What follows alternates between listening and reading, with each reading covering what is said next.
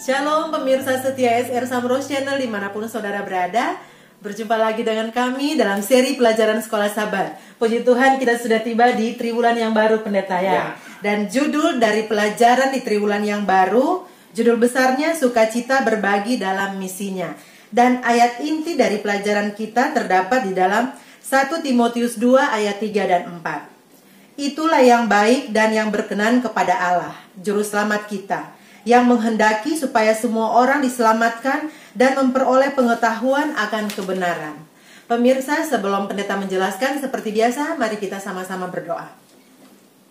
Bapa di surga, kiranya ya Tuhan Engkau mau berikan kepada kami akal budi kebijaksanaan dari surga, sehingga kami boleh dapat mengerti akan pelajaran ini sesuai dengan kehendak Tuhan, dan kami praktekkan itu di dalam kehidupan kami sehari-hari. Inilah seru doa kami Bapa, di dalam nama Tuhan Yesus kami berdoa. Amin. Amin. Silakan pendeta. Baik pemirsa, pelajaran kita yang pertama di triwulan yang ketiga ini judulnya Mengapa Bersaksi. Tadi ayat intinya sudah dibacakan oleh Ibu Pendeta.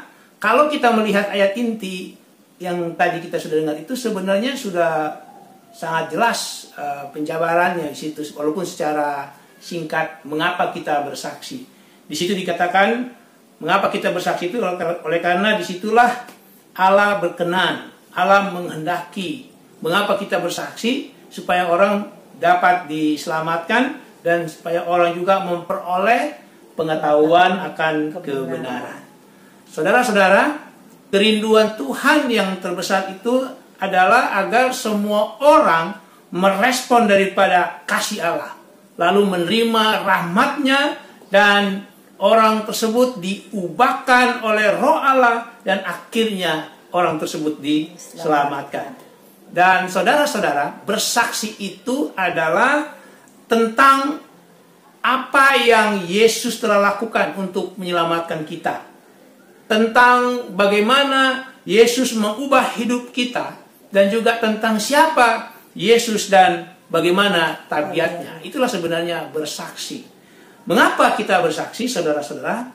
Ketika saudara dan saya memahami siapa Yesus, dan saudara dan saya mengalami rahmat-Nya dan kasih-Nya, maka kita akan bersukacita pada saat kita melihat orang lain juga ditebus, orang lain juga diubahkan oleh kasih-Nya. Jadi saudara-saudara, kita akan memasuki pelajaran yang pertama, yaitu judulnya Memberikan kesempatan untuk keselamatan. Memberikan kesempatan untuk keselamatan. Saudara-saudara, walaupun Allah menyatakan dirinya melalui Roh-Nya, melalui kemuliaan alam dan juga tindakan pemeliharaannya, namun wahyu yang paling jelas dari kasih-Nya dapat kita temukan di dalam kehidupan dan pelayanan daripada Tuhan kita, Yesus Kristus. Dan Tuhan kita, Yesus Kristus, memberikan kesempatan setiap hari bagi kita untuk mengenalnya. Itulah sebabnya saudara-saudara, di dalam Lukas pasal 19 ayatnya yang ke-10, Yesus mengatakan di situ bahwa Anak Manusia datang untuk mencari dan menyelamatkan yang hilang. Dan Rasul Paulus di dalam Roma pasal 3 sampai Roma pasal 5 dan juga Roma pasal 10 menyatakan bahwa keselamatan itu datang oleh karena anugerah yang diterima hanya melalui iman. Dan kita, saudara dan saya ini adalah penghubung Allah. Saudara dan saya, Ibu Pendeta dengan saya ini adalah penghubung Allah di dalam rencana keselamatan yang menjangkau orang-orang yang terhilang dengan kemuliaan Injil. Jadi kita menjangkaunya itu dengan kemuliaan Injil. Karena orang-orang tersebut tidak dapat berseru kepada Tuhan, berseru kepada Tuhan dan diselamatkan seperti apa yang dikatakan Rasul Paulus di dalam Roma pasal 10 ayatnya yang ke-13, jika mereka tidak percaya. Jadi bagaimana mereka mau berseru kepada Tuhan kalau mereka tidak percaya? Dan mereka tidak akan bisa percaya jika mereka belum mendengar siapa Yesus itu. Dan mereka tidak bisa mendengar kecuali apa? kecuali ada orang yang memberitahukan kepada mereka siapa Yesus itu. Ya, orang berbicara tentang Injil. Jadi pelajaran penting yang pertama, saudara-saudara, apakah peran kita ketika Allah memberikan kesempatan keselamatan bagi semua orang? Apa peran kita?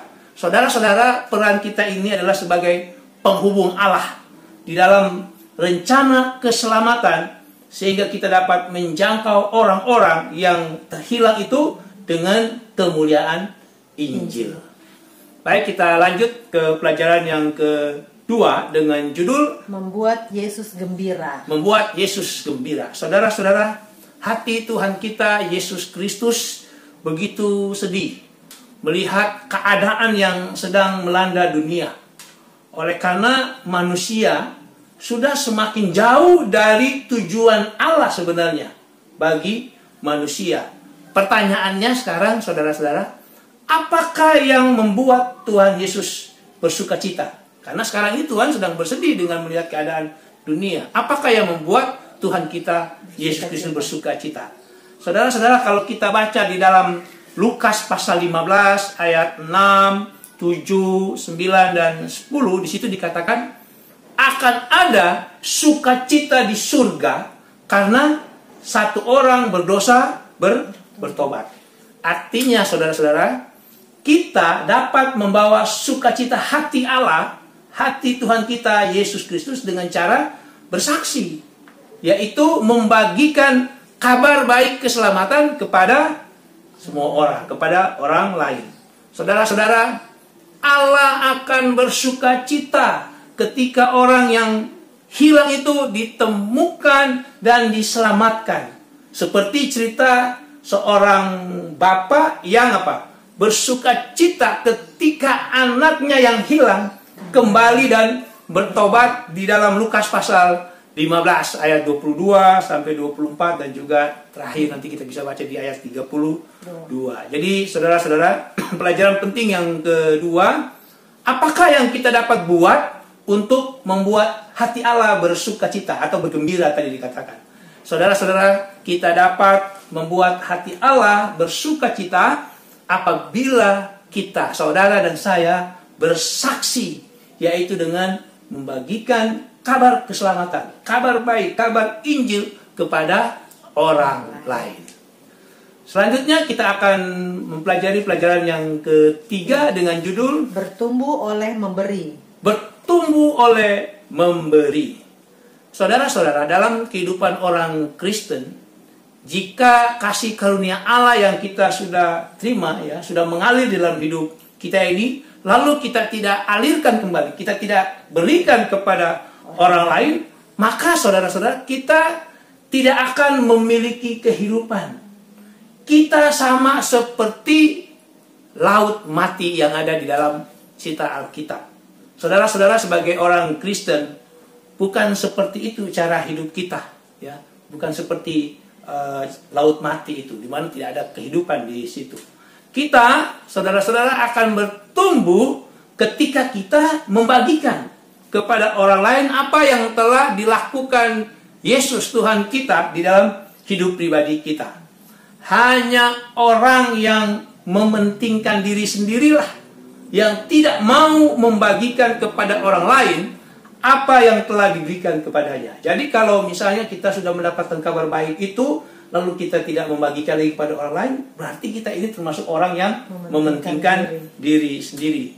Dan jika kita tidak membagikan iman kita, Ibu Pendeta, yaitu kebenaran firman Tuhan yang kita sudah terima, maka sekali lagi, kehidupan rohani kita ini mati, sama seperti laut mati. Saudara-saudara, di dalam sebuah buku, seorang hamba Tuhan menulis bukunya, judulnya adalah Alfa dan Omega jilid yang kelima, halaman 140. Di situ dikatakan seperti ini: supaya kita dapat mengembangkan tabiat seperti tabiat Kristus, haruslah kita mengambil bagian di dalam pekerjaannya. Jadi kita harus bersaksi, kita harus menginjil supaya tabiat kita bisa seperti tabiat daripada Tuhan kita Yesus Kristus. Lalu hamba Tuhan yang sama di dalam bukunya yang lain, yaitu buku Dasar-Dasar Pendidikan, halaman 220 di situ dikatakan begini. Satu-satunya hal yang menjadi orang sebagai pemenang, kalau saudara dan saya, Ibu Pendeta mau menjadi seorang pemenang, adalah jadikan orang itu, ya, orang maksudnya orang lain itu tertarik kepada keselamatan orang lain. Jadi kalau kita tertarik kepada keselamatan orang lain, maka kita ini sudah menjadi seorang pemenang. Jadi saudara-saudara yang diberkati Tuhan, pelajaran yang penting yang ketiga itu, bagaimanakah cara hidup orang Kristen supaya dapat bertumbuh? Bagaimana cara hidup orang Kristen supaya bertumbuh? Cara hidup orang Kristen supaya bertumbuh itu adalah dengan bersaksi, yaitu membagikan kepada orang lain apa yang telah dilakukan Kristus di dalam hidup kita.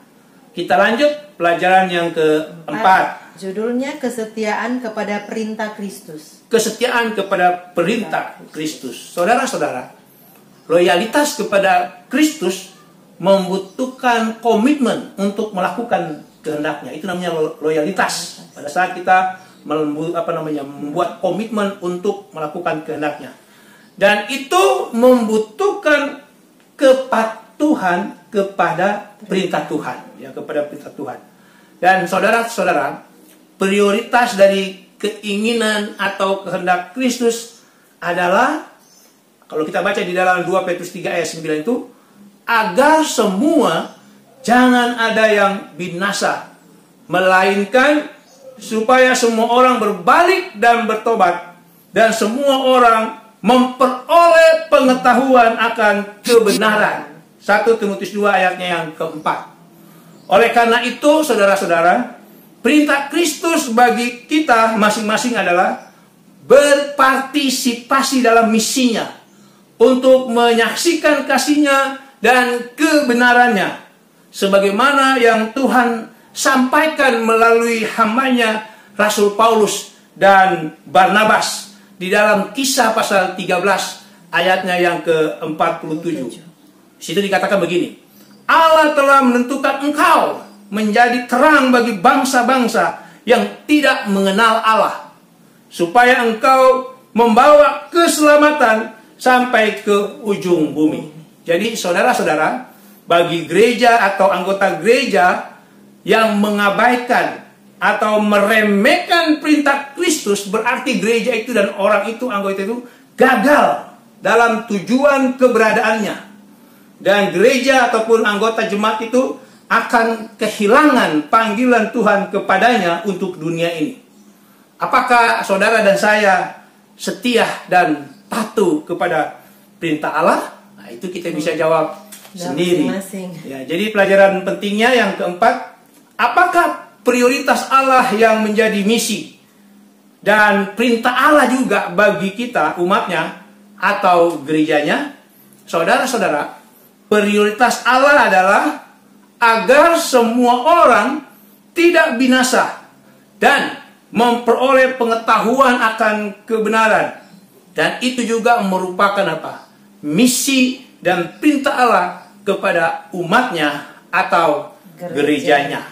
Baik, saudara-saudara, kita lanjut pelajaran yang terakhir dengan judul Dimotivasi oleh kasih. Dimotivasi oleh kasih. Saudara-saudara, dari pelajaran kita saat ini, kita telah menemukan jawaban mengapa kita bersaksi. Mengapa bersaksi? Kita sebenarnya sudah menemukan, yaitu kita, kalau kita bersaksi, kita akan memiliki sukacita bekerja sama dengan Allah di dalam misinya. Dan itu memberikan orang lain kesempatan yang lebih besar untuk menerima keselamatan.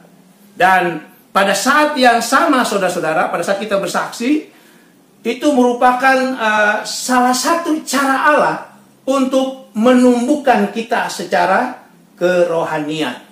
Dan saudara-saudara, bersaksi itu menempatkan kita berhubungan dengan hati Allah yang merindukan seluruh umat manusia untuk diselamatkan. Dan semua itu, ya, Rasul Paulus katakan di dalam 2 Korintus 5 ayat 14-15, semua yang kita lakukan di dalam bersaksi itu dimotivasi oleh kasih.